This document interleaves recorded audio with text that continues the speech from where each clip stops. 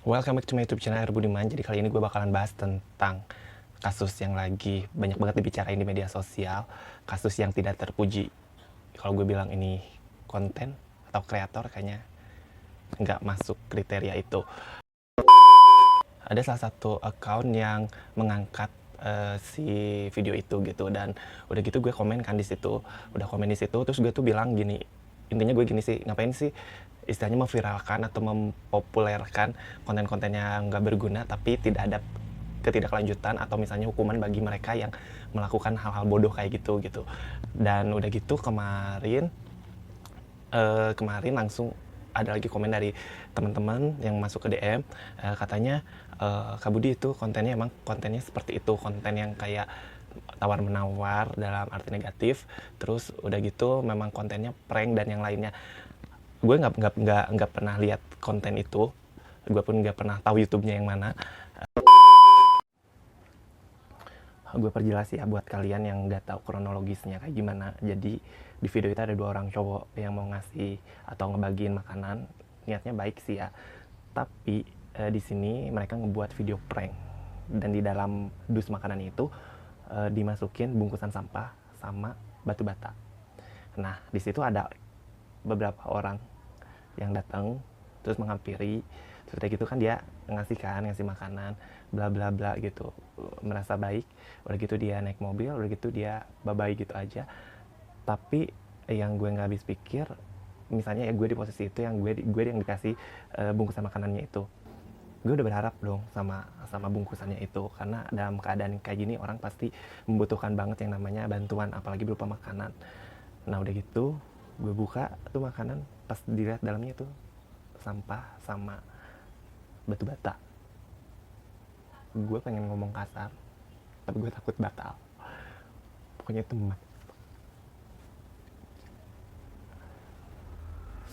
sakit banget. Kalau misalnya gini, kalau misalnya lo itu settingan, itu lo sama manajemen lo berarti sakit.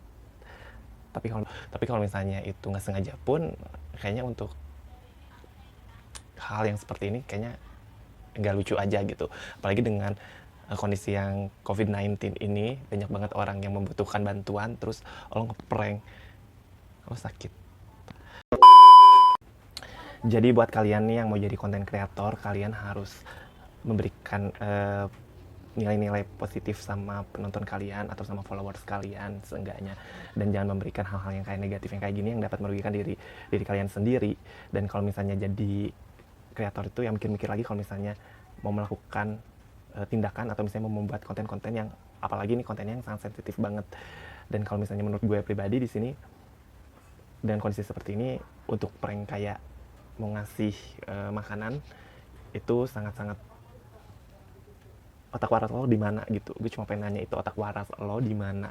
Ini kondisinya lagi nggak baik, terus lo memberikan makanan dan itu prank. Dan satu hal lagi, memang kalau misalnya dari dunia kreator seperti ini, itu memang persaingan ketat banget gitu.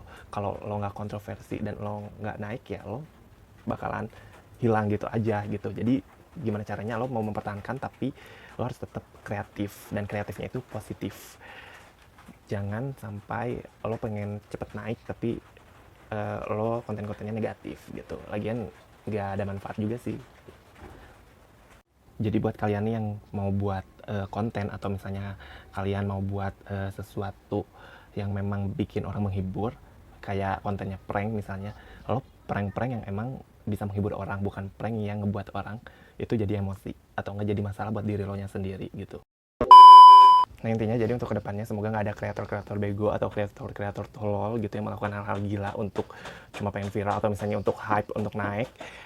Karena lo tuh udah nyoreng kreator-kreator di Bandung istilahnya. Karena kalau misalnya Bandung itu notabene udah jadi kota kreatif, jadi lo jangan pernah nyoreng itu. Dan thank you banget untuk yang udah nonton, dan semoga kita semua bisa menjadi kreator-kreator yang baik dan menjadi penonton-penonton yang bijak.